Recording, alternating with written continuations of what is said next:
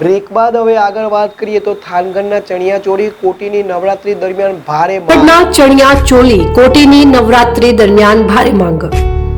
ઝાલવાડાના પહેરવેશ અને થાનગઢની દેશી ભરતકામ કરેલ કેડિયા કાંબી કોટી ચણિયાચોળીમાં દેશી ભરતકામ કરીને આ બનાવવામાં આવ્યો છે। હાલ નવરાત્રીને ગણતરીના દિવસો બાકી રહ્યા છે ત્યારે બજારમાં ચણિયાચોળી તેમજ કોટીની માંગ વધી રહી છે।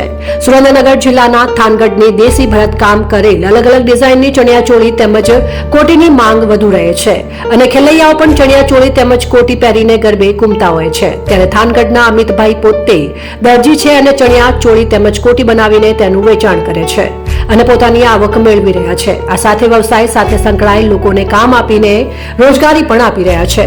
ગુજરાતમાં નવરાત્રીનું મહત્વ અનેરું હોય છે તેમાં પણ ઝાલવાડાના પહેરવેશ જેવા કે કેડિયા કાંબી કોટી ચણિયાચોળીમાં દેશી ભરતકામ કરીને આ બનાવવામાં આવે છે જેમાં કોટીની કિંમત 1000 થી શરૂ થઈને 2000 સુધીની હોય છે જ્યારે ચણિયાચોળીની કિંમત 1000 થી શરૂ થઈને 5000 સુધીની હોય છે।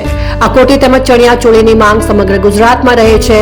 આ ચણિયાચોળી બનાવવા 1 દિવસથી લઈને 5 દિવસ જેટલો સમય લાગે છે। વધુ ભરતકામ હોય તો વધુ દિવસ પણ લાગે છે। અમિતભાઈ વર્ષોથી આ કામ કરી રહ્યા છે।